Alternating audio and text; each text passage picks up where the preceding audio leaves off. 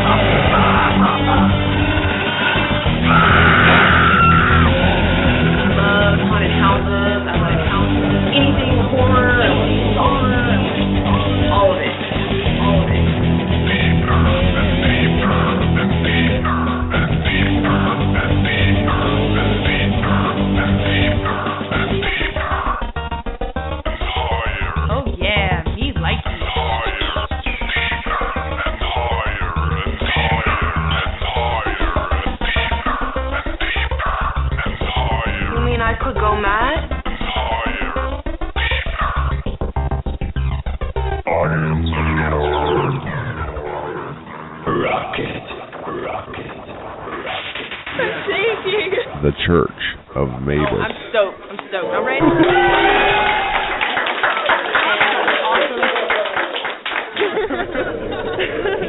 This is awesome. Welcome to the Church of Mabus radio show. It's Friday night. We're still alive. We made it. It's June. Hopefully we'll make it through the summer without an ecological apocalypse that devours humanity. Let me see. How's it going, Gabe? My number one fan, Gabe's in the room. I turned off the chat cam because Tartu was in his underwear again, so I had to turn that off. You're listening to 107.7 New Orleans and 105.3 Henderson Point, Mississippi. Had some books to plug real quick, and then we'll get to our guest. I just got I'm trying to get this guy on in October. It's Stephen Jones, foreword by Neil Gaiman, In the Shadow of Frankenstein, Tales of the Modern Prometheus. Now, I have a Frankenstein fetish, and I just got this book from Pegasus Books, and it's all these short stories about Frankenstein, and the original Mary Shelley's in here as well. But he may be coming on in October. I'm supposed to be finding out. But the book's In the Shadow of Frankenstein, or Frankenstein, or Stein. Tales of the Modern Prometheus, and it's pretty badass. So I hope that guy comes on. Here are some, that's by Pegasus Books. And here are some, my sponsor, Inner Traditions. They've been a sponsor for many moons, many years. My longest sponsor, Inner Traditions. Otherwise known as Bearing Company. Here's some of their books from InnerTraditions.com. I have Graham Phillips coming on in September, The Lost Tomb of King Arthur, The Search for Camelot and the Isle of Avalon, live from Britain. So that's going to be a good one. I'm looking forward to that. One of my favorite movies is Excalibur, so I'm looking forward to a King Arthur show. We've never had a King Arthur show. Those are rare finds there. So looking forward to that. Another book, Soul Breathing, Spiritual Light and the Art of Self-Mastery by Carrie Esperance. Here's another one, Zechariah Sitchin and the Extraterrestrial Origins of Humanity, the Anunnaki Family Tree, the Creation of Earthlings, Flying Machines, Anunnaki Love and Lovemaking. Now, I mean, that's the first time I've seen that in an Anunnaki book. Wars of Gods and Men, that's by M.J. Evans. Trying to get her on, we'll see how that goes. Working on that one. Templar Sanctuaries in North America, Sacred Bloodlines and Secret Treasures, William F. Mann. Another good new title from Inner Traditions. And one more, The Global Mind and the Rise of Civilization, The Quantum Evolution of Consciousness by Carl Johan Kalaman, Ph.D. So check out InnerTraditions.com. They have excellent books and excellent guests. All right, how's it going, Jay? Pretty good, Jeff. How's your week been? I've seen better days. Yeah. But no, it was okay. Just a lot of last month is total nonstop tech stuff, like problems, and then there was some more problems where I work, more tech stuff, just all kinds of stuff. So the usual. So hopefully all that tech stuff's over. It was really weird too because I posted an article at my job and on the Anunnaki earlier, and it vanished, and I was like, what in the world happened? So I wrote the people that, the staff there, and they said it was a hiccup in the servers, and to let them know, and they fixed it and brought it back. So by then I put up another one. That same one did the same thing. So, and basically there's some server situation where it was deleting posts there, and I think it's straightened out now. The tech team is pretty fast there. But it was just weird that it happened to me 2 times in a row. And I jokingly said it was the Android overlord there. The computer system hates it. So, but it's okay now. Just a lot of weird little crazy technical stuff all the time in the last month. Just nonstop.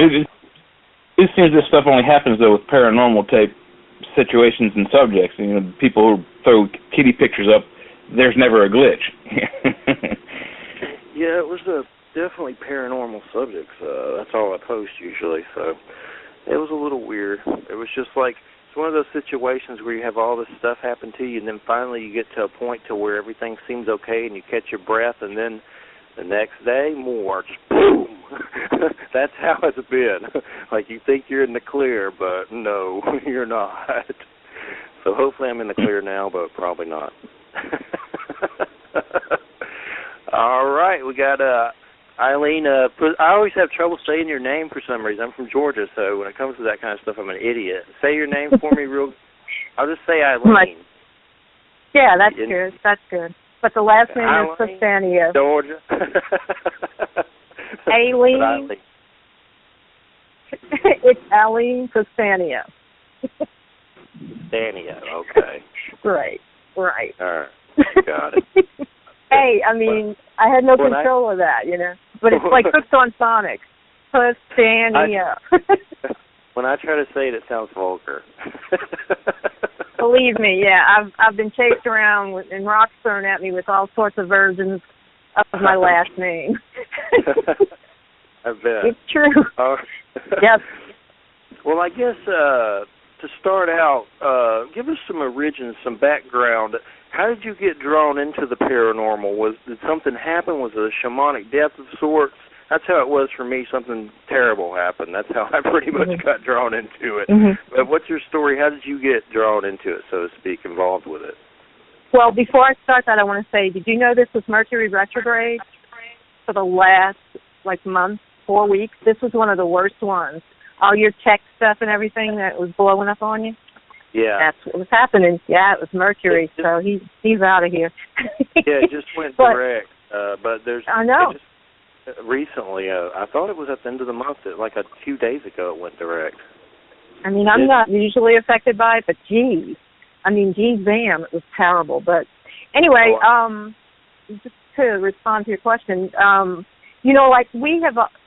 we're Italian and Gypsy, and and we live in New Orleans, and so we have this, this sort of a folklore that we always had, and we've always had family ghosts or Aunt so-and-so came to, say goodbye after this. It was always that way. And then we always seemed, too, in my family, to be living in haunted houses. I mean, it was, everything we were living in was old, so we had haunted houses. But it really began when we moved into our own house that we built out in the suburbs in the late 60s, just like everybody was doing.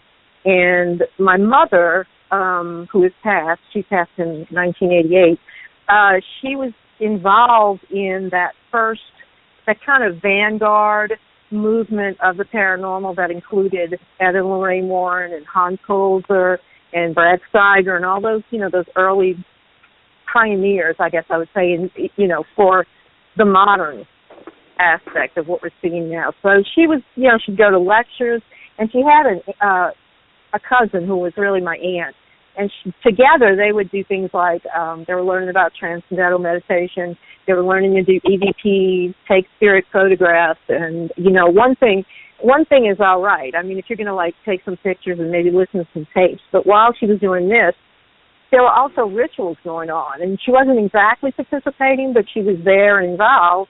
And then eventually she was participating. And this is while I'm in school. I mean, all day my brother and I are in school. My dad's at work, and so she really got very deeply into it. And, unfortunately, when she wanted to draw back from that, it was really too late. And so our house, my youth, since, about, 10 or 12 years old onward, nothing but supernatural occurrences, demonic hauntings, because she was dealing with people who were doing rituals and seance. And, I write in my book in the introduction the really one of the worst experiences that kind of, ushered me into close proximity with the results of evocational magic and ceremonial magic.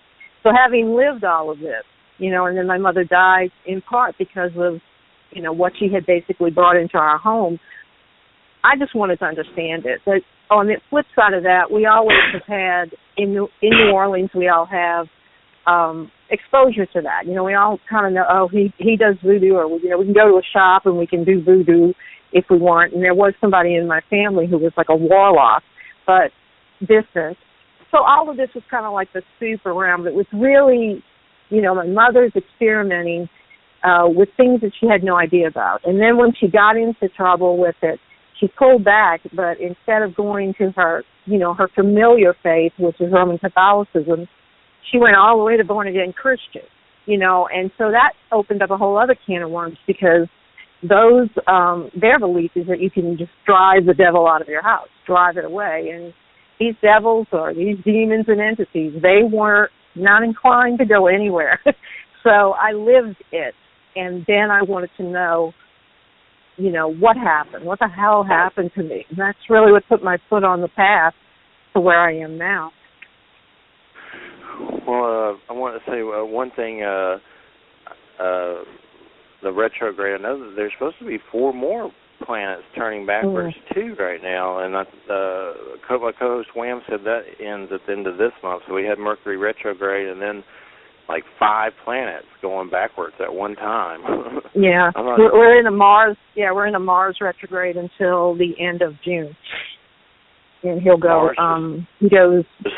Yeah. And the other thing, Brad Steger, I've interviewed him before. I'm supposed to be in one of his upcoming books. I know he took my alien UFO story. It's what he said is going to be published in an upcoming. But, yeah, he's great. Definitely enjoyed Brad. Mm-hmm. Yeah. Well, with my story is pretty much when I was 17, I had testicular cancer, and I went through chemo and all that stuff, and then I was healed from that, but shortly after that, like a year or so later, my dad died. So between that, my dad dying, and a divorce, and me foolishly playing around with the occult, I opened doorways and saw all kinds of stuff that I'll never, ever, ever, ever forget, ever. And sometimes I say I think I've seen things not meant for mortal eyes. But so that was kind of how I got drawn into everything. A lot of UFO stuff to a point. I don't remember ever being taken or anything like that. But I've seen UFOs with family and friends practically parked over every house I've lived at. To a point, friends have said, "Jeffrey, I think they're here because of you." So during that time, in my early 20s, I freaked out a lot. I was in fear, experimented with drugs, played with the occult, and that was after I went through cancer and my dad died, and I just foolishly opened a lot of doorways. I'm lucky probably to be alive right now. I think something's protected me up until now and protected me when I was going through seeing all that weird stuff that I've seen. UFOs to light beings to beings that were very serpentine-like to little beings in little cloaks standing around a black box. Those are just a variety of some of the things I've seen. Native Americans in full attire, ghosts. So, and sometimes I still see UFO stuff now, but it seems like it's kind of calmed down a lot.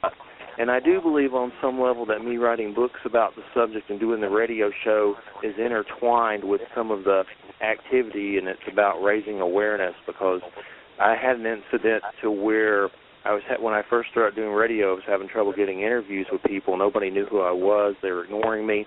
I said a prayer. Shortly after that, had a UFO sighting with my brother and nephew, and then the next thing you know, I got on the radio, was telling everybody about the UFO sighting, and then I started getting interviews with people who I never thought would give me the time of day, like Stanton Friedman, Lloyd Pye. Lloyd Pye's passed away now, as the guy with the Star Child skull. Lots of different people. So for me, I think a lot of the stuff happened that tied in with doing the radio somehow, and I guess raising awareness or consciousness about these kind of topics. So, but yeah, that's what I do. That's what I do. I use, basically I use my experience, and the thing that gets me out there. I mean, I'm also a writer of supernatural fiction and folklore, etc. But the thing that I will do, or that I most lecture about, is the supernatural dangers involved in paranormal exploration, because the explosion of interest in it, post Ghost Hunters, sci-fi, is just put people in real danger. And they see what's on TV and they try to imitate that, and they put themselves in danger, and they put, not only physical and practical danger, but they put the families that they're going to help or the people that they're helping in danger when they don't really know what they're doing. And a lot of times there's a lack of belief that what they're researching or looking for even exists. And it very well does exist, and it's a reality, and you come into close quarters with it when you start dealing with people who are haunted, houses who are haunted, people who are possessed. So a lot of these people running around pretending to be Zach Bagans or, whatever, I mean, they're putting themselves in a lot of danger, and that's what I speak about, It's just a way to say. What are the I'm sorry, go ahead. What are the steps to protect yourself, for somebody that's wanting to protect themselves if they put themselves in that situation? Where would they start in your perception of it all? Well, let's say we have somebody, who calls a team, okay? And I'm affiliated with one team in Louisiana, but it's usually someone reaches out to a team member and says, I have a problem, I believe this is a haunting, and someone, usually the founder of the team, will correspond a little bit to try and get the feeling about what's going on. And it's usually through that kind of contact that a team will go. But there is, a long process, not like you see on TV, like they just, call and then they show up. Some people do, but this team doesn't. It's, looking for answers that may not be said. In other words, they'll tell you all kind of information, but the real clue to what's going on is in what's not being said or what they avoid talking about. And so when you do go into this environment, you're prepared with information. You're prepared to work with your team. But personally, it's the very first things are the physical dangers. You never investigate alone. There's always the buddy system. If you're going to a derelict location and you're just out, maybe going somewhere, that maybe even trespassing. I mean, they do this. It's good to let somebody know where the hell you're going to be, and don't let serial killers join your team or pedophiles or anything like that. But once you get to that point, and I kind of describe it in my book, Risks Incidental, it's preparing yourself. It's almost like a priest prepares for an exorcism, or a sorcerer or a practitioner prepares for evocational magic. You fast, you'll pray, you'll try and clean your body, purify your body, everything from not having sex the night before the investigation to 24 hours afterward.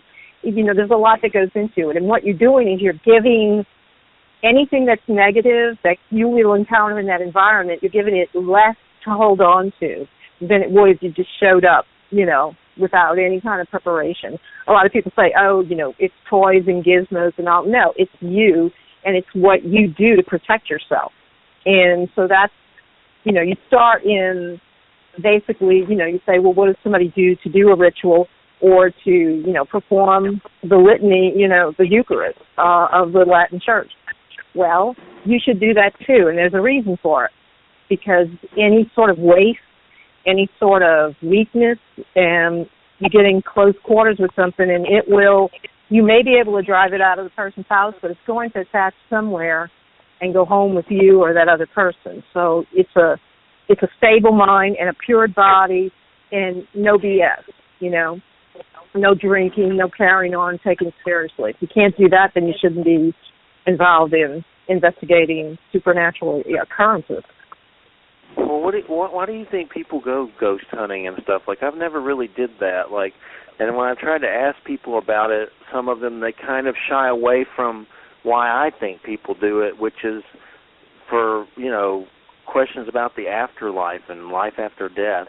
That's why I would do it, but I don't really need to do it because I've seen enough weird stuff to where I know that other realms exist all around us. Mm-hmm. So I just wonder why a lot of people go ghost hunting. It's like they just do it for kind of a foolish thrill. Not everybody, of course, but are some actually doing it for, the afterlife, for answers to that? There's as many reasons that people will do it as there are different people. But, this may sound cynical, but one of the biggest common denominators is cash and TV. They want that fame that went to, Jason and Grant and all these other ones. They emulate them. And it's even like a subculture of fandom thing that goes on where if you even show up one time on one show on TV and you got 10,000 people following you everywhere. But, there are different reasons why. Primarily, I think at least now. In the beginning, in the first Vanguard, it really was curiosity, and it really was more controlled, like Society for Psychical Research, America and Britain, and, you know, it was really the remnants of that. It kind of got pushed aside with the ESP and kinetic energy research, and then it came back with this latest trend. And unfortunately, far too many people in this have only just started it recently. And unlike me, who I've been experiencing things like this since I was, 9-10 years old, and, friends of mine, them too, and we don't even care if we're on TV about it. It's just getting the message out there that you can really, get in trouble. But a lot of them are looking for the fame. A lot of them are emulating. And it's you'd have to ask them. I mean, you might be looking for Uncle Joe, and unless say, oh, we've got a spirit here. It's talking through the Frank's box or whatever. Is that you, Uncle Joe? Well, of course the spirit's going to be Uncle Joe. You just gave it a name. And, there's just, like I said, there's just as many as any person to tell you. For me, I really don't like investigating. I've been on a lot of them, and, frankly, it's boring as hell. It's just sitting in the dark looking like a bunch of owls, on green light, infrared light, can't wait to end it. It's the analyzing that comes after it. And in my case, the search for the occult connections that come with it. So, I don't really like the deployment, waiting all night at Command Central and all that. I really don't like all that. But it's a lot of emulation and hoping to get on television, and get some attention. And, that's why they need to hear people like you and people like me saying, we had really bad experiences with this. They really need to hear that.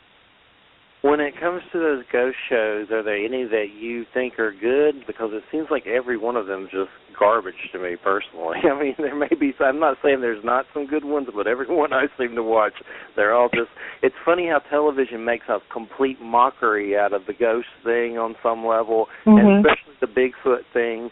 Like, there's a lot of parallels that I'm noticing with the Bigfoot people that go out and do Bigfoot and with the ghost thing. There's, like, strange parallels with that. Like, for instance, that's what you get. Oh, go on. I'm sorry. Go on.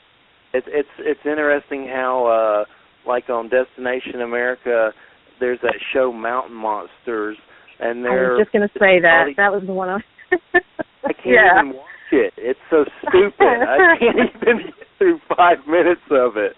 It's like these hillbillies. We're going to build a cage and catch Chupacabra with a pork chop. Chupacabra, that's probably true. And so out of these shows, are there any that you like personally that you think are good, or are they all just garbage? Well, when they were new, when they were like kind of just all coming out, Ghost Hunters was entertaining.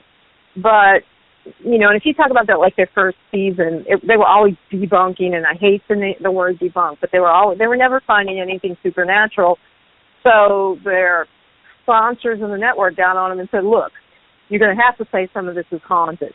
Excuse me. So, but personally, I don't watch them at all anymore. And the ones that I really liked were the things like My Ghost Stories, when people would say what happened to them, and it was, these little vignettes and all, because I just like hearing good ghost stories. And of those type, Paranormal Witness has actually delivered true stories with all of the, all of the information and all of the reenactment, and, it kept my attention. As for Ghost Hunters that actually go in, the only ones that I can kind of give a little bit of kudos to is Ghost Adventures or Zach Bagan and them, and only because at least 2 times in the course of their show, they had different specials where they were talking about the effects that their activities had on their lives. And, I have to commend them for that.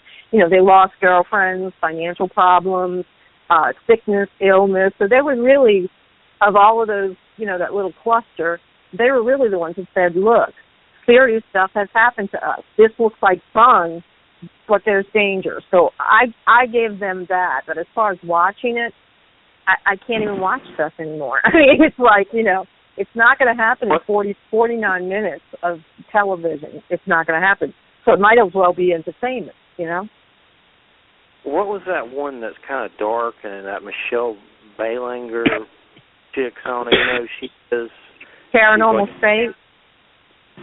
Yeah, Paranormal State that on one's A&E. like there's a demon owl in the window and 666. It was kind of ridiculous. Well, the first thing, the very first thing that you have to understand is it's usually not demonic. It's rarely demonic. Unless you have suspicion or you've been told that somebody in the house or in the place that you're investigating has performed left-hand sinister magic. In other words, evocation of demons or other spirits for whatever purpose. Necromancy, materialization, animal sacrifices, okay? If you walk into a situation like that, then you can say demon with a big D on it. If you walk into a negative situation, running around saying it's demonic is not true, because it takes a tremendous amount of work to be haunted by one of the big guys. And I'm talking about the 72, and I'm talking about, Belial, Asmodai, all these other ones, and all their legions with them. It takes a tremendous amount of work to get those guys to haunt you. But there are spirits out there that were never in human form, and there are devolved human spirits that are indistinguishable from devils, and they create the same situation or the same reaction around us, that devils would do. So running around is demonic, and running around provoking, it's not the thing. It will get you in trouble. And as far as Paranormal State, I would watch them, and it was entertaining, except when they started doing the subliminal flashing of the name Belial, which is the great demon Belial, and I'm like, okay. And then there was this episode where somebody went to New Orleans and got a voodoo doll. I'm thinking, it's like previews, and I'm like, where'd they buy it? They got one of these voodoo dolls that you can get for like $1 something, down in a quarter. It's like a pencil. It almost looks like that. I mean, it's totally mass-produced. And so, they did this episode. They even brought Michelle out there. And they figured out, it's got to have come from that voodoo doll, ever since we bought that voodoo doll. So then they went and burned it. And then they brought Michelle in to say, you shouldn't burn stuff, like that. So, again, it's like, don't do what you see on TV. It's like, that's, and you know what happened with them, too, right? I mean, I think they are not on anymore. And he got into some kind of controversy with money, Ryan Buell. So, Yeah. One of my other keywords, which I can get into, I have demon versus madness versus, witchcraft persecution. Like, for instance, I believe on some level there's definitely evil spirits and stuff, but I know discernment has to be a big playing role. And I just wonder, with a lot of people, how do you differentiate between, like, for instance, someone who, may be affected by a demon, or someone that's, like, crazy, we're looking for the devil's mark, let's burn some witches. Like, there's, like, a madness that kind of trods around the territory of all the demons and Satan stuff, And humanity there's some madness. Fall into it all the time on some level, when perhaps it's not demons or devils at all, it's their own stupidity. But how do you differentiate between that with people who are claiming they're having this kind of stuff and in your personal life? Well, as far back as all the way back in medieval times, but you have to account for what effect whatever they're doing or wherever they're living, whatever they're living in, the situation is having on their mind. Because real demons and the lesser demons will begin working on a person on their mental level. They begin because we meet them basically in spirit if we were to meet them on the mental level. And so this is where the spirits begin to take hold. And Carl Wickland, back in 1924, he wrote this book called 30 Years Among the Dead. And he absolutely held to his premise that most, in the 90th percentile of people that were in institutions as insane, were actually either attached, possessed, had spirits around them forcing them to do things. So it's hard to really know. Okay, if you got a crazy person, from an occult perspective, okay, you got a crazy person and it may be a haunted environment. So yeah, crazy things are going to start happening and he or she might be the focus of actual supernatural activity. And that's where you're going to have to, like, isolate that person and find out, what are they involved in? Ouija, did they ever do it in their life? Did they ever fool with, divination or any other kind of stuff? And it's hard to, you're not a professional. So if you suspect that it's a mental problem in addition to some kind of a supernatural problem, you need to eliminate that with a professional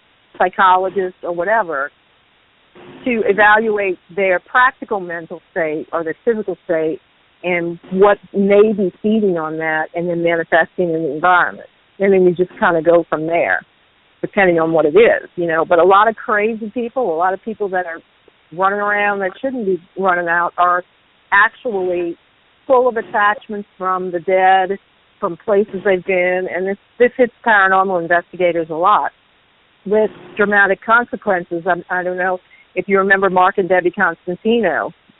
They ended up dead, and in my view, in my opinion, their activities of gathering EVP and going into haunted locations had a lot to do with what happened to their personalities and their minds and them killed.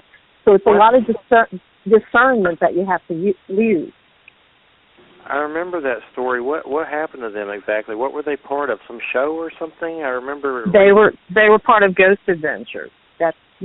They did other shows. They came in on other stuff, but primarily they worked with Zach Bagan and that group out there. And they were a nice couple.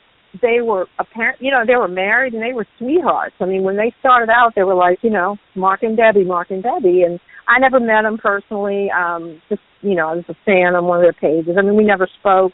Our paths never crossed, and this is where analysis comes in, looking in from the outside and knowing the kind of environments that they went into over and over.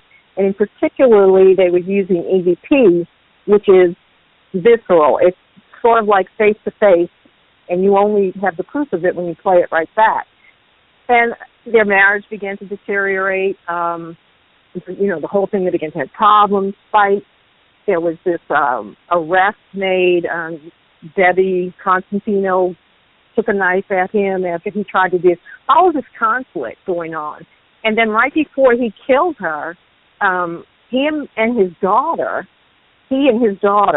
attacked Debbie, dragged her out of a car, beat her up, and kept her hostage in a house. And they got off for some reason on bond or whatever. And he went after, found Debbie, and killed her, and then killed himself. At the time, right. At the time, when I said I was going to do a show about it, oh, my God. I got so much crap, and this is too soon, this is it, And then what it boiled down to was, you can even take out the supernatural aspect. This is domestic violence, and I just told them, screw you, I'm going to talk about it. Because if somebody killed you, would you want everybody to shut up and not say anything? But it is a case in point. If you go into the supernatural, you get deeply involved in this, there are consequences. In every angle that you can go in, there are consequences. That's why that witch movie's so good. It plays around with the themes of, the witch madness and is it real and all that. Mm-hmm. Like it's right there up in it back in the day, and it really hits some nerves. That movie made me jump, and usually I don't, I'm pretty numb to horror movies because I've seen so many, and I've loved horror movies since I was freaking in junior high or probably elementary. Mm-hmm. But the witch plays around, with the themes of, the witch craze and all that, and they're Christian. They're like pilgrims. What are they? What are they technically? Those guys, that group looked like they were Puritans, obviously, but it might have been like a Quaker type community, and it's never good to see somebody who's too heavy for Puritans, right? Because he leaves the community in the beginning of the movie because he's too religious for them. So now we know we've got, this fanatic, this religious fanatic.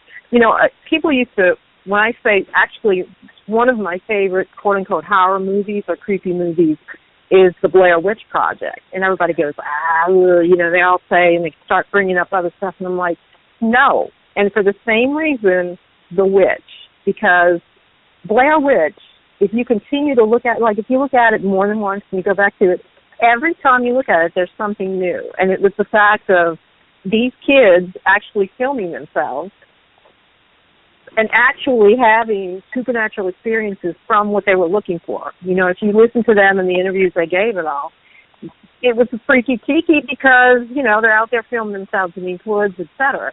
The witch works on the same level. You know, you think the witch of the title means the one that's in the woods, but it's really the girl. It's really, you know, Thomason, who is the witch of the witch that will, you know, is going to go into the witch. She's the real witch. Like, she identifies herself unknowingly, but not saying that she was a witch before she became the witch.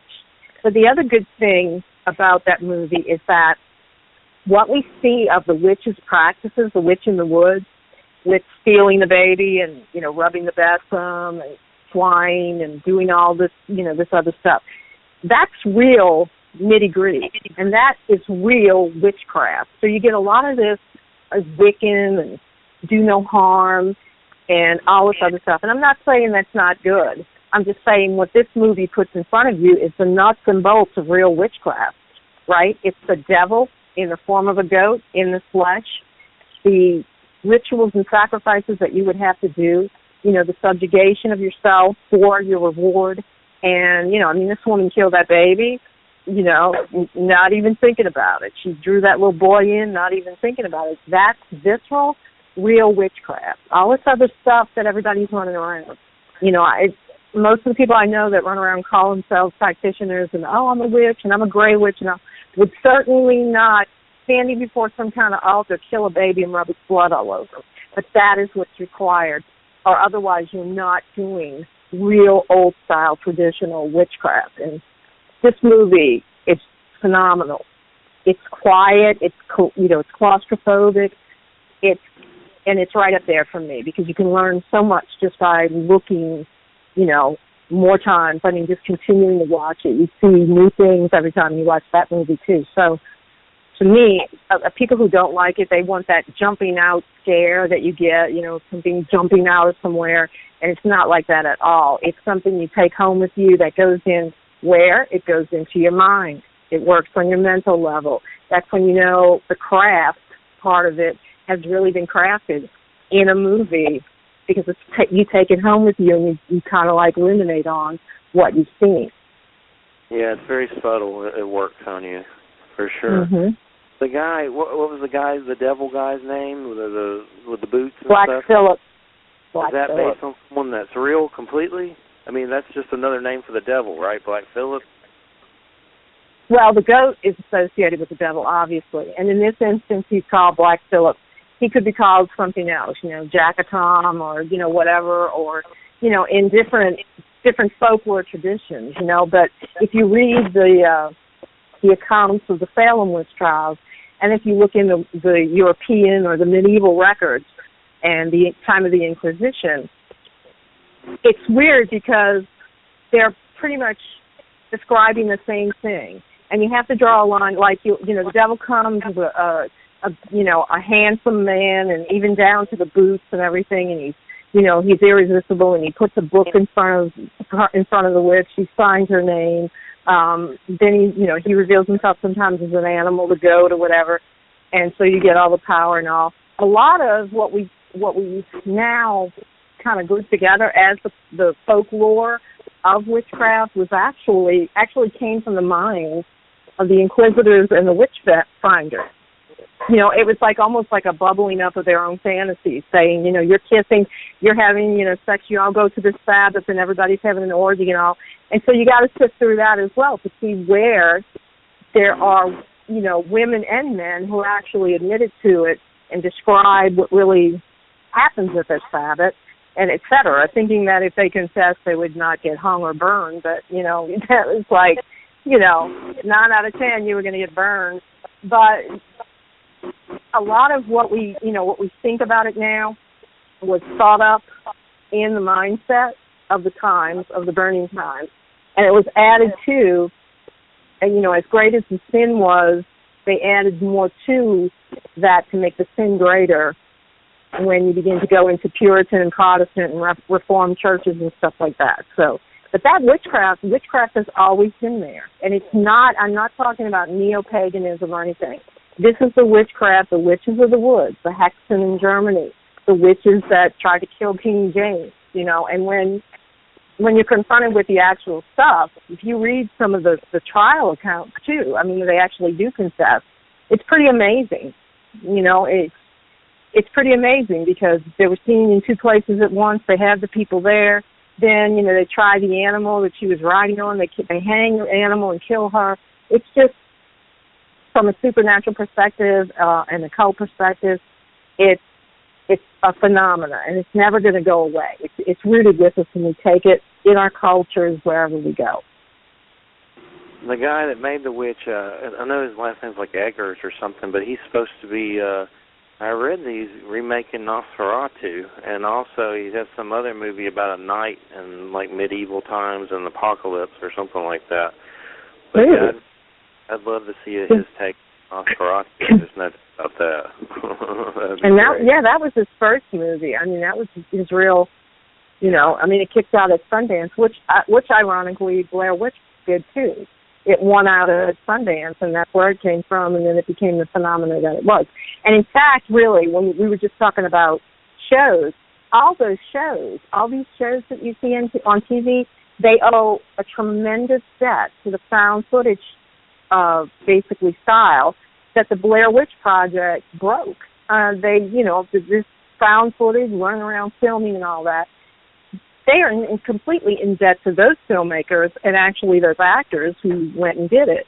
That's what makes it so much of a masterpiece. So now all of this, where you see people, you know, running around with cameras at night and all this other stuff, is really part and parcel of what they learned from that.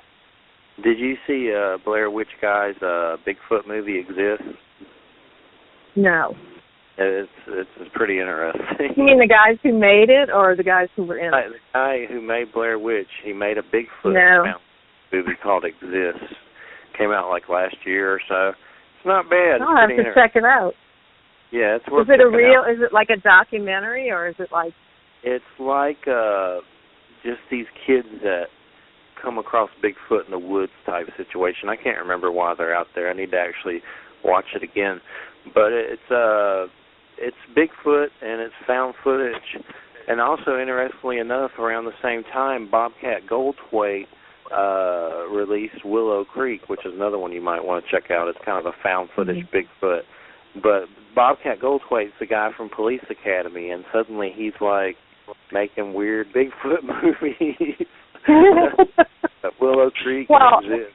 Those are definitely two you should check out. They're pretty good.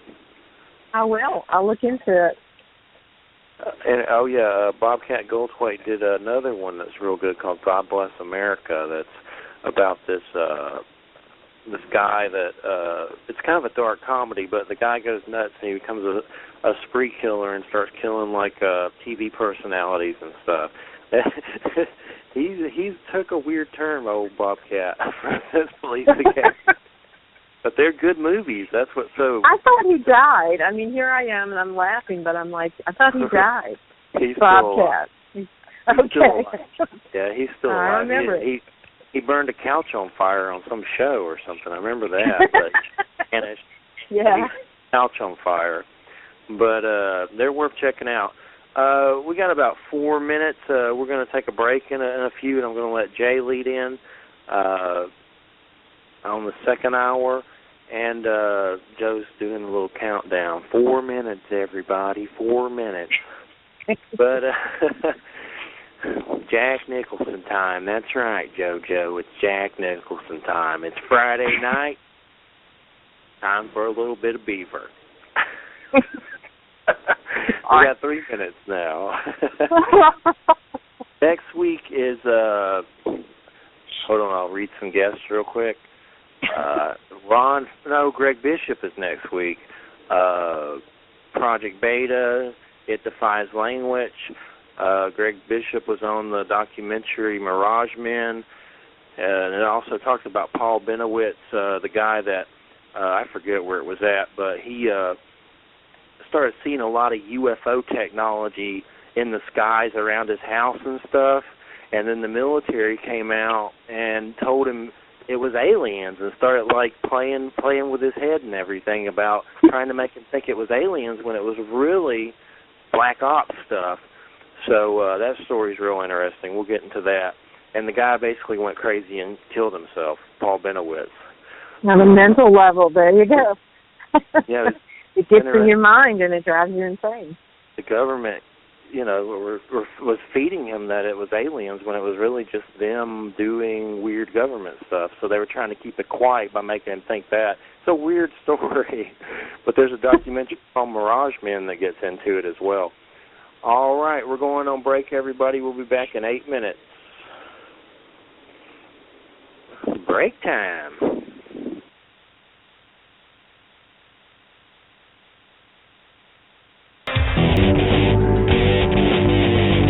Metaphysical. The dark side.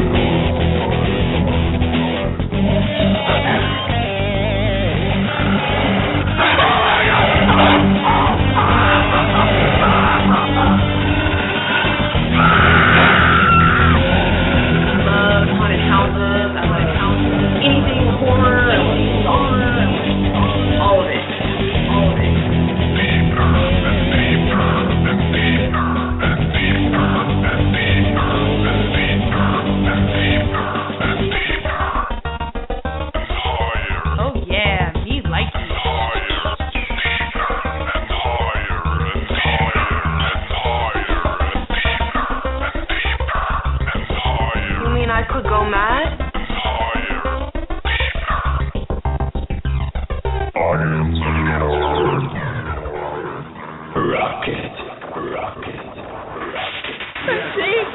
The Church of Mabus. I'm stoked.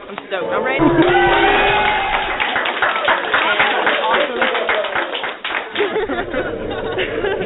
This is awesome.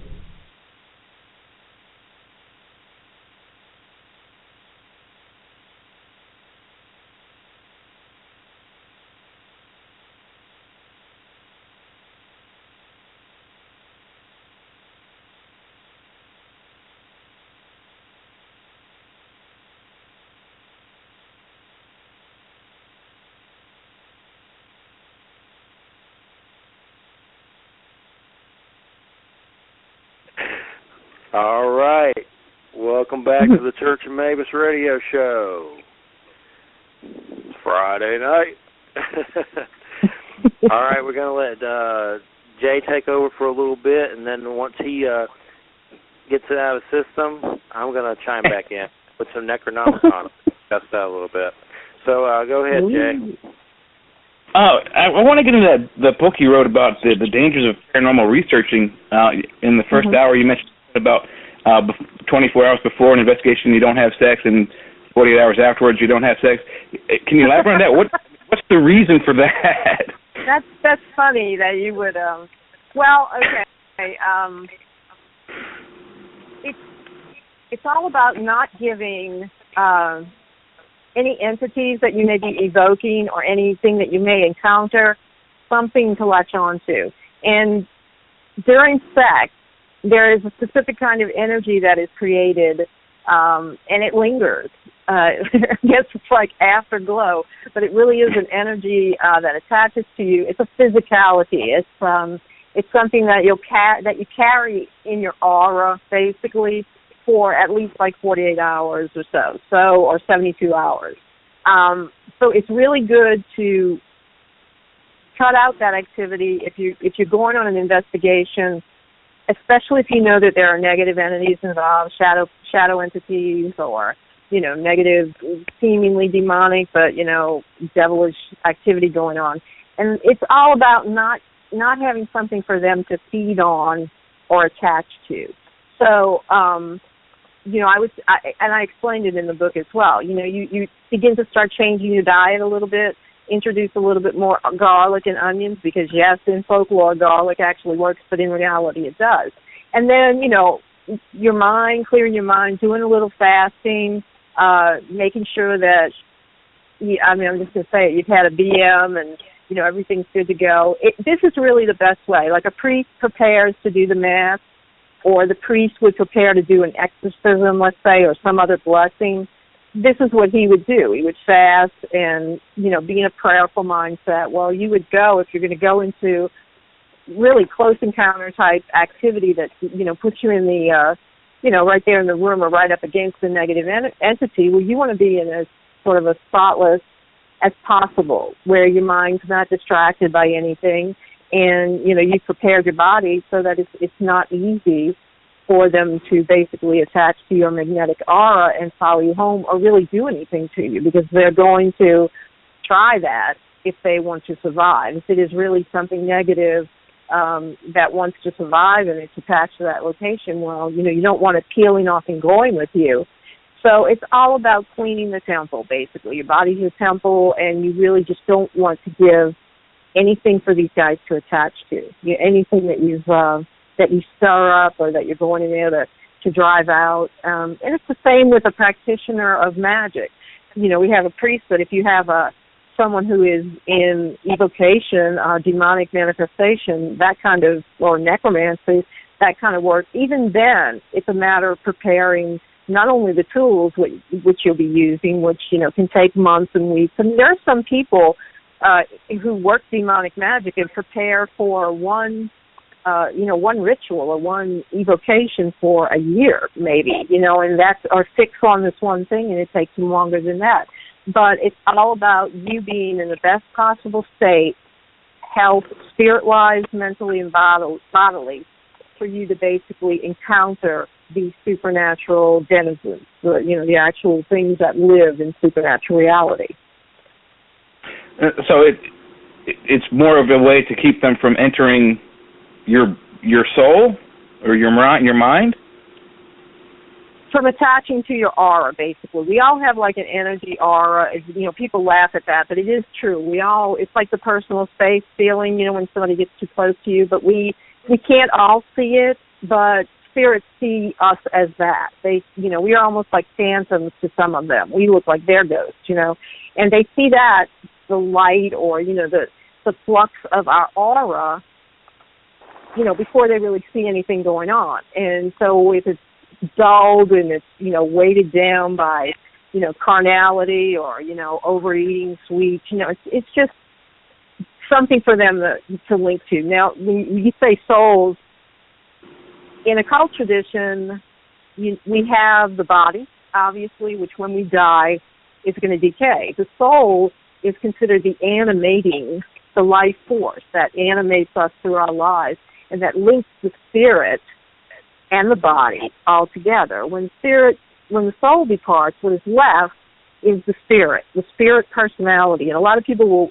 intermingle soul with spirit, and it's okay, but as long as you understand that what survives is the personality of the spirit of the person that you know. Like, the person I know as Jeff, or the person I know as you, is what I will see. In other words, when I become self-aware after, you have died. For instance, my dad just passed, okay?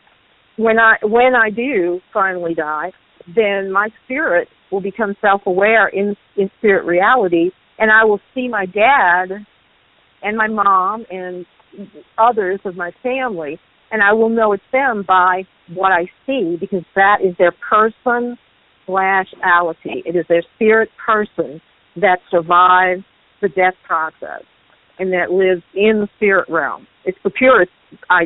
There's no reason for us to be here in this reality, but that's another show. But it's the purest expression of who we are. Because if I was walking around with just the soul and just the body, there's no personality. And I guess you could say it was, like a vegetative state or whatever, but it really is the personality that we know. And that is what persists and survives death. The soul will return to the supernal creation, the soul itself, the oversoul, or the all that is.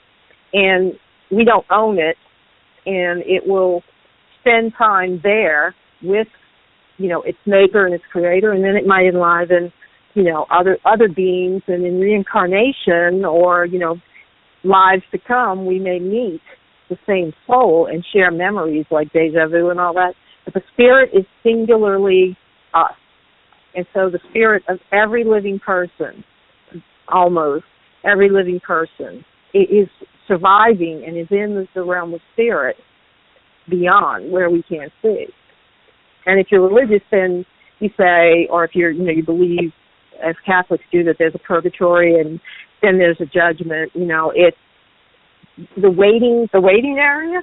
I guess you'd be with all your family, and if you're in any kind of a purgatorial state, it really isn't what the Catholics used to describe as chained, caged up and chained. It's a learning place. It's a place where you see the things that you could have done, that you could have done differently. And it's not a place of judgment, and it's not a place of, punishment. It's a place to learn. The spirit learns, so that the next time the soul is inside or connected to another spirit, right, the lessons are learned, and, you need to learn them there. Unless you keep repeating them, you'll continue to go back. Because I do believe in reincarnation, not as a hokey kind of thing, but I do believe that, as heirs of Christ, we share in the resurrection, and that means not just one death, but several deaths until we're sent back to improve ourselves in every life, and because nothing impure can be with Him, so we continue on this quest until the end of the world, we're all united, or Nibiru comes, or in the mothership, or whatever you want to call it. But we're constantly learning and evolving. So the first thing you need to do is separate those three elements of human, and then you understand, what's learning what and what can be attached to, and how it works, where what we don't own and what's going to happen to our body, which obviously you do know. And it's interesting that you said that the waiting room or the purgatory is where the soul learns.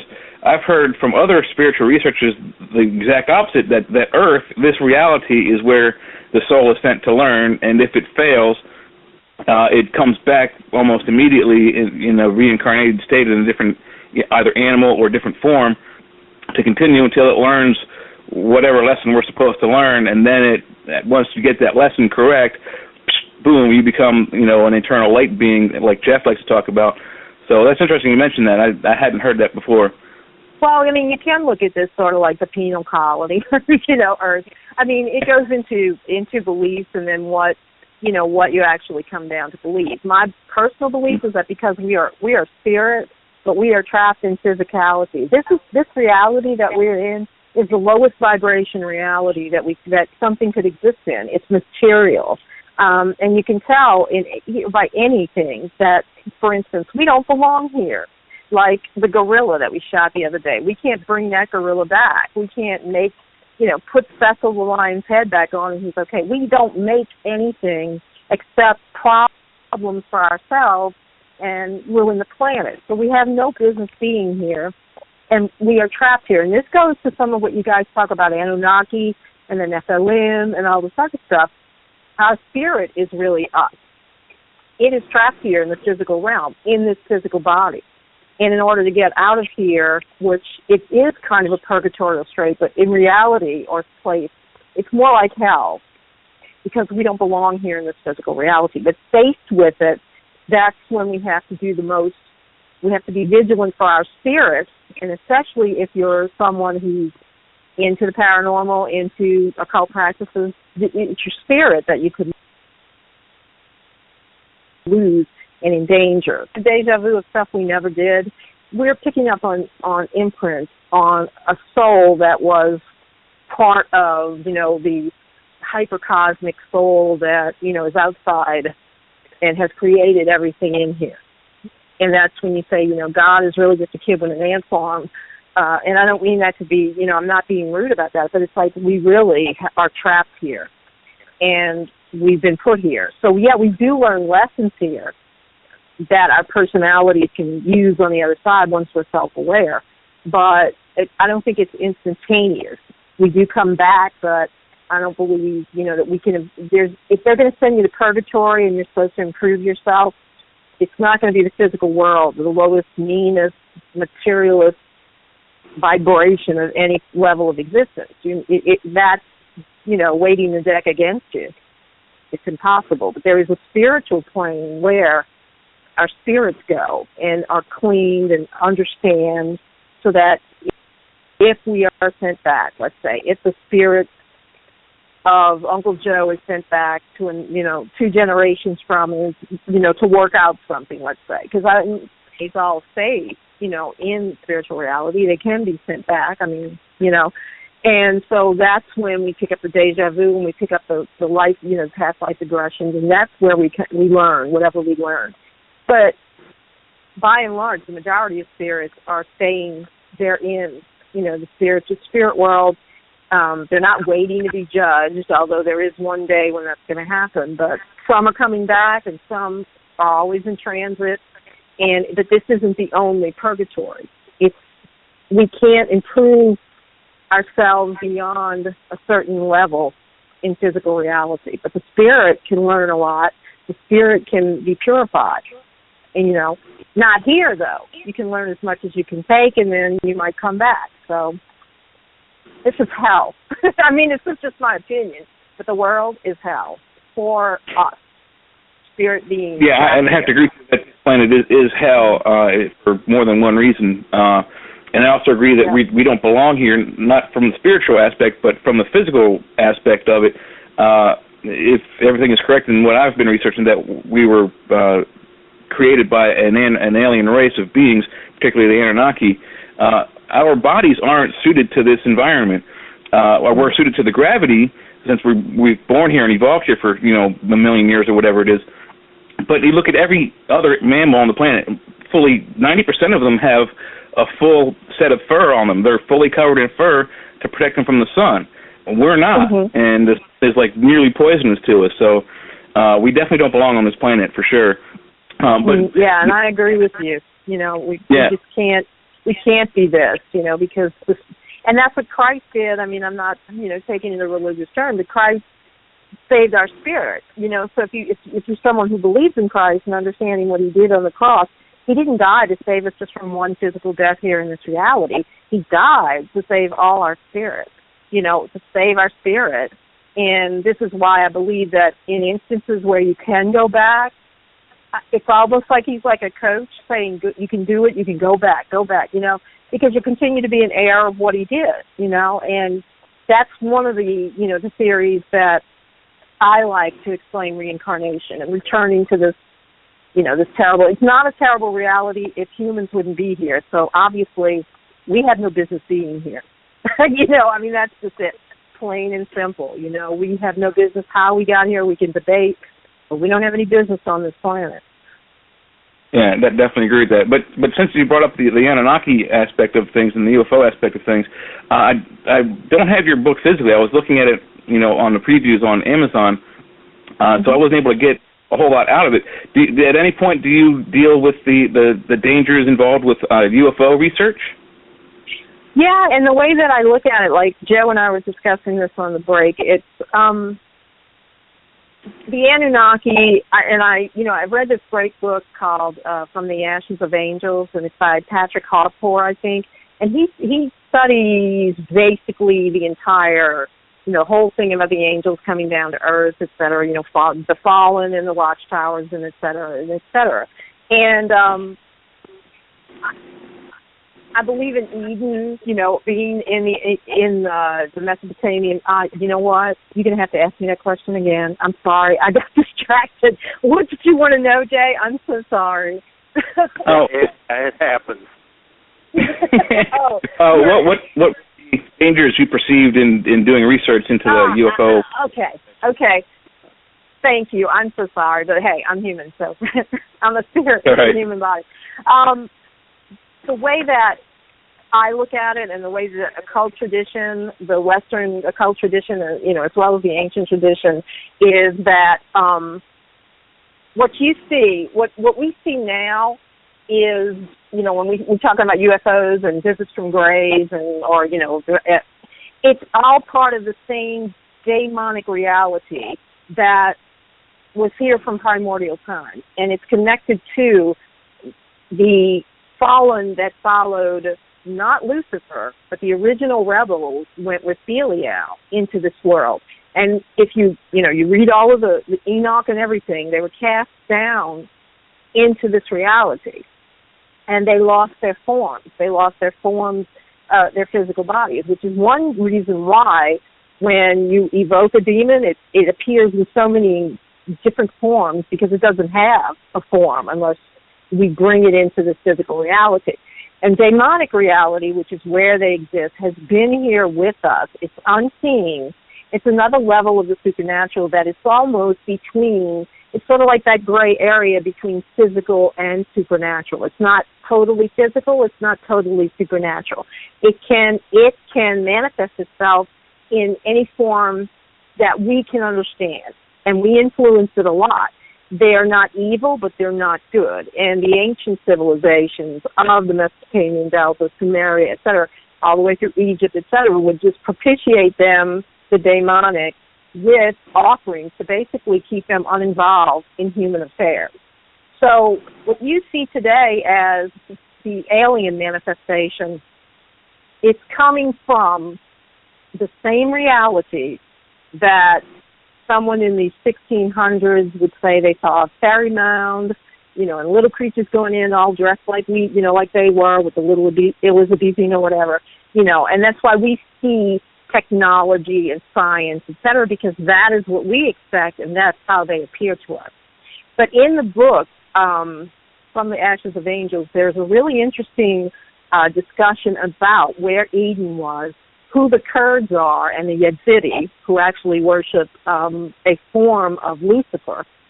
Well, and we could go into that too, but all of that was already there, and the effect, like the Watchers themselves are considered in occult traditions, are considered as living here at one time with us. So, and then withdrew, which is was just keeping with ufology. But he does an interesting, he talks about a biblical experience, and I think it's apocryphal from the Jewish text. And Aaron, the priest of Moses, his brother and priest, wakes up out of a dream, and he sees standing at the foot of his bed the Archangel Michael, and next to him he sees a bird-looking creature covered in black feathers, but the face is elongated, insect eyes. His skin was gray-looking, and he said, "I am Belial." Michael identified himself, and the choice before Aaron was pick who you will follow. Because essentially Michael, in his hierarchy, is equal with Belial, like, whatever, like royal hierarchy. Like if he's a prince, and this one's a prince in the dark reality. But that book, and some other books, and most of the occult texts identified these beings in the same way that UFO experiences or abductees experience them and then describe them. So they've been here, and what you want to say, if there's danger in that, and it's the same danger that existed millennia ago, and it's still there because we're dealing with demonic reality that is in here with us. And you also mentioned Lucifer. I think, as far as where I'm concerned, he got sort of a bad deal through history. In my interpretation of his name, people called him the Morning Star and other things like that, and Lightbringer, or the bearer of light. I think it means either the bearer of enlightenment and, or more correctly, teacher. So what is your thinking of that? And before you go into that, I'll let you know that I had a cat. He's passed now, but I named him after Tank Floyd song, Lucifer Sam, and he was in no way at all kind of demonic. But anyway, do you think Lucifer is a teacher of man, or is he actually what people think as the devil now? I'm a Roman Catholic, and it really is through the experiences that I had as a result of my mother and others being around these other experimenters with all the ritual, et cetera, and along that path, so that I had a traditional Catholic teachings, and you know what it is. It's by rote. Adam and Eve, they ate the apple, we're all kicked out, the whole thing. But in comparing, in other words, if there's 2 or 3 sources that agree, you have some, a modern source, a Bible, and an occult tradition, and they begin to agree on stuff, there's something there. And so I began to look at it like that, and it took me on a whole journey really back to my faith. And what I ended up with is an understanding of what a lot of Gnostics will say is true. Because we can't, everything can't be connected to that God of the Old Testament. And it's the old thing about who the heck is that God if Jesus, came over here. And there's where the split began. And yes, in a lot of ways, and from understanding and reading Enoch and other Apocrypha, the first battle, and a third of the angel cell is what I was just talking about, that Belial led these forces. And they were fighting over the creation of mankind, according to the text. They didn't agree with God that mankind should have been created and put in this reality.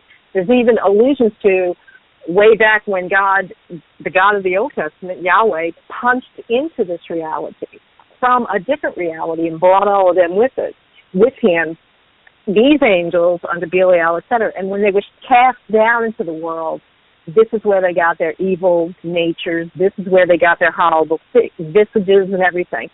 Lucifer fell later or left later, and he was considered the high priest of God. He was the son of the morning. He was the high priest. But after seeing what God had done with those angels as well as in other things, he understood. He could not connect it to this God. He could not connect love and creation and all this other stuff with this God. So he objected. And I've played around with it, and I believe, the 40 days in the desert, and Jesus was fasting for 40 days, and in the Catholic tradition, Bible, the devil appeared to him and tried to tempt him. When you need something for your home, you know what? The devil probably did appear to him, and he's probably the one who told him what was going on.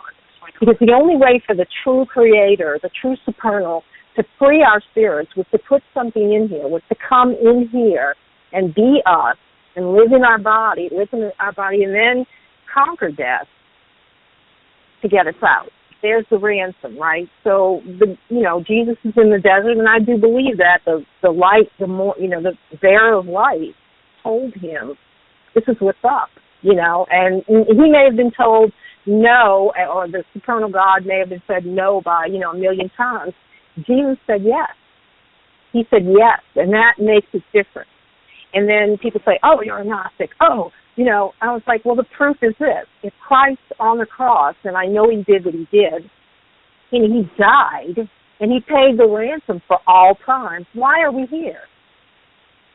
That's the proof. That's all the proof you need if you're a believer, that there's a disconnect between the God of the Jews and the Muslims and our God, the Christian God, the Savior. Like, why didn't, it was a terrible day. He died. He resurrected. Everybody should have just gone up to heaven, but we didn't. And Catholics will tell you, it's because we're evil. But he ransomed us. And so this was my journey of understanding. And I think we're on a journey as a race of mankind. We're on our own exodus. We're on our own exodus to follow him and to unite with the source that he came from, which is and you guys have no problem visualizing, it's the thing that's like if you have a basketball and we're all inside, the goal is for us to go outside to the thing that created everything, and so that's how I feel about it now. I didn't in the beginning, and then some Catholics get all, you're a Gnostic. Yeah, they're quick to attack. It makes sense to me. Mm-hmm. Yeah, no, I agree with you. The Christians are instantly quick to attack things that they don't understand or think are evil or, outside the realm of possibilities. Mm-hmm. All right. You good, Jay, or what's going on? No, we're good. All right. Well, one thing I want to get into you with is one of the things that I originally, I just noticed, looked at Facebook real quick, and they blocked me from groups. So you got distracted like me. They torture me on Facebook. They hate me because I share articles to groups, and they get so mad. Mm-hmm. Like, I don't know, it's weird. They harass me. just for sharing articles to groups. I don't pay any attention. I share paranormal articles to paranormal groups, and they get mad about it. I do it a lot. Yeah, they're though. some of the most judgmental in the worst. Yeah, just keep doing that. I support that. Well, what are your thoughts on that Necronomicon paperback book? That's one of the things I kind of fool around with when in my younger years that brought on some of my experiences. I've had Peter Levenda on the show who wrote that Simon paperback book, and he's kind of weird, and he doesn't like to talk about it, but it's him, and everybody knows it's him. He wrote a book called The Dark Lord, and he definitely wrote it, but for some reason he doesn't really like to admit it. Or he was possibly part of the collective of Simon that wrote it, like it was a group of people. Yeah, that's pretty much it. A lot of, for magic to work, let's say, you have to really pay attention to it, and it begins, again, on the mental level, and it comes down through the astral level, through our thought, and then through the etheric, and into physical reality, manifestation in our reality. That's the will. That is how magic works when you cast it out and you bring it back to manifestation. If you can perceive that happening ahead of time, then that's the proof of divination and precognition. The story, the legend behind this Necronomicon, the Little Black Book, is that there were a bunch of warlocks and witches and others who were really the first blush of the paranormal. They were really, angst about that. So they got together and they picked, they each contributed something to the book called the Necronomicon. And what it is, if you really look at it, it's spells, but it's like maybe only the beginning, or you come in the middle of one, or you come in at the end. And the most important thing about magic or performing magic is to do everything exactly as it's told and never combine one form of magic with another. So they floated this book out, and I think it is collective. If he's claiming that he did it all, then he had access to other sources or whatever, and anybody could do it by themselves who, is familiar with the Western tradition of magic. And he goes back into Persian sorcery and stuff.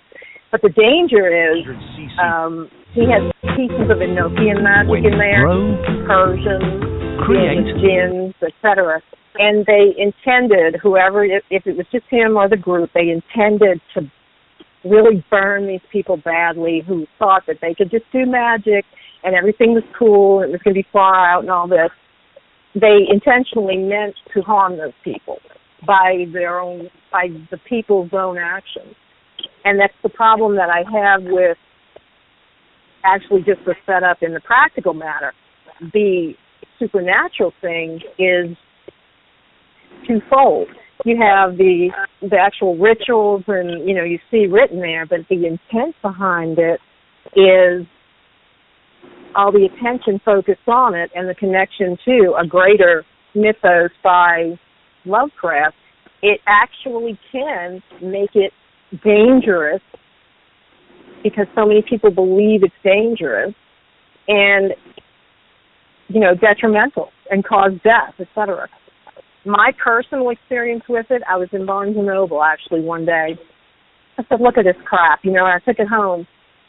But I know in my mind, in my lower consciousness, all of this stuff about it and why it really shouldn't be, in your house, you shouldn't fool with it. Well, I read it in like one sitting. The very next morning I get a knock on my door and it's the sheriff, right? And he's serving me with something. That time I had a legal thing going on.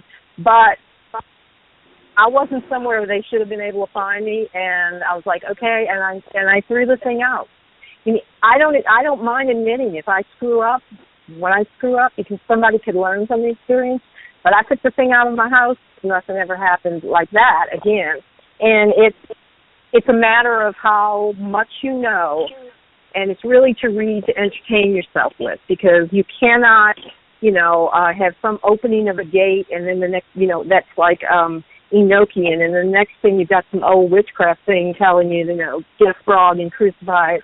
These are all disconnects that if you do any of this, it puts you in touch with the reality of supernatural beings or rituals that can harm you just by the fact of, encountering them. And the belief in Lovecraft, the reality of the Necronomicon and the reality of his pantheon and the old gods and all, there are now obviously spells and rituals and a whole system of magic that has Lovecraft and all of his old ones at the center of that. So that adds validity to anything that came up. Because as soon as everybody begins believing that it exists and believing that they can do it, it can be done.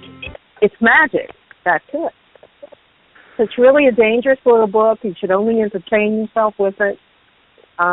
Because if you're at all versed in any of the occult traditions, you'll recognize things in there that you shouldn't be really be doing.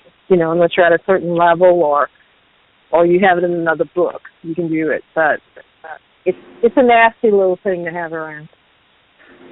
Yeah, I read from it out loud foolishly, and that night it was Halloween, and my brother and this other guy was with us, and we were partying, and I was messing around with psychedelics, and I was messing around with that book, and I saw reptilian-like beings that the closest thing I've ever seen to them ever again were like pictures of Mayan gods. And it was like kind of like they were holographic or something on some level. And my brothers, they didn't see them. This is when I went into the woods by myself. But my brother saw red eyes in the woods, and then the guy that was with us, he went nuts and tried to drive us into the lake with his car. Yeah. It was another reason not to go camping. It was on Halloween night around the lake, and I'll never forget those things. It was weird because they kept saying like positive stuff to me. At first, my thought was, "Oh my God, it's the devil and they're fallen angels," and I was terrified. But then I started hearing like positive stuff, like "I love you," write, sing, dance. Like, what that was your mind. Yeah, your mind trying to make sense of it. But what is interesting, though, and what you're talking about seeing, there's another book that has a foreword to it, and in the foreword, talking about how real evocational magic is. The guy gave an example of he was working a ritual because he had a roommate that was going to move out, but if he moved out, he couldn't afford to stay where, financial crap, okay? So he's got this financial problem, and he wants to get in touch with Beelzebub, okay? So I don't know what he thinks he's going to do. He does this ritual for a week, working, and he's working off of the Heptameron, which is like a week's work of an actual ritual. He was trying to get in touch. He thought he never got, in touch or whatever. One morning he woke up, California, bright morning, windows open. He fully awake. He sat up. He looked to the behind him because he felt somebody was there, and he saw standing there Beelzebub. And it's interesting because what he described that he looked like, gray skin, a small mouth, almost no nose, and the, the reptilian eyes, or the big eyes, like we see the Greys appearing. And he had this creature, this thing, had a scepter, an ivory scepter in one hand. And he fully manifested. He looked like he was in Byzantine clothes, right? Fully manifested and then completely disappeared, and then the spell kicked in. So I always go back to that to say, it's interesting. Like what UFO ufology is discussing, there's your other source, right? Beelzebub appears and he's looking like that, and so they may be the ones that are actually in touch with the the tradition of the lamb and Iwas and all of that. What book was that from? That story? That was Joseph Lozinski's Ceremonial Magic and Evocation to Physical Manifestation. Lozinski's a physicist, and he was a non-believer and a skeptic. And somebody told him this is really the ritual is really the fourth book of Agrippa with some additions. And he said, okay, I'll take this and I'll go work it, because he originally was an alchemist. He really was working in alchemy, and he did it, and it worked. And it's the evocation, of whatever spirit you're doing, and he gives you each day there's a different sets of spirits, who the demon is of the day, who you'll be contracting, etc. And he did it, it worked, and he was, he did basically a scientific experiment, and it worked. And then he set his foot on the path of ceremonial magic, which is one of the most onerous. It's even more dangerous than Satanism, because it puts you in constant contact with the entities that are, the averse of the tree of life, the opposite, the anti-God pieces. That's who you're working with, when you do this magic. But it's Falcon Press, and it's Joseph Levinsky. You can look it up. Joseph Levinsky. I have it, Jeff, in the bibliography at the back of Risk. And you have the book, so you can at least look there. Yeah, I'll have to check that out. It's pretty wild, for sure. Whatever happened to that Constantinos guy? Is he still around? You know what I'm talking about? Yeah, as far as I know. Yeah, they're really right. Not for a while. I mean, I he had met a him. vampire book, like a werewolf book, and then he kind of vanished. Mhm. Well, I don't know personally what happened, because I really wasn't, honestly, that big of a fan. I wasn't like, oh, where'd he go? Like junior high. Yeah, I mean, I like Michelle Bellinger was the whole, goth vampire thing up there, and he was connected to that a little bit, and then, unless somebody keeps putting books out, and unless the first book that I read by an author, is, makes an impression on me, I'm not going to continue to buy the book. So he's just out there. Are you familiar with Donald Michael Craig? He wrote Modern Magic, 12 Lessons in High Magical Art. Yes, I am. I actually gave that book away. Oh, really? He's been on the show. He's a great guest. He had us laughing. But yeah, he passed away recently. But he wrote that. I know that's pretty sorry big. to hear. Mhm. Yeah, it was. I'm not. I think it was cancer or something. But for some reason, his name popped into my head, and then for a second, I forgot his name. But I knew the book, so I had to Google it real quick because I remember his name. Terrible, but my memory's terrible, so it happens. But one question I had: when we go to the afterlife, do they mind wipe us like they do when we come here?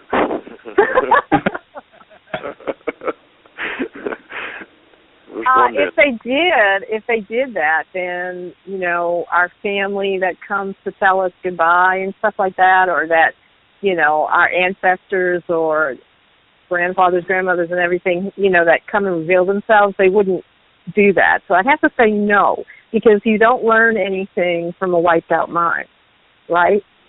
Yeah. Yeah, you wouldn't remember your mistakes. Right. I mean, so why go back? It's like Alzheimer's, It's like spiritual Alzheimer's. I don't know where the keys are.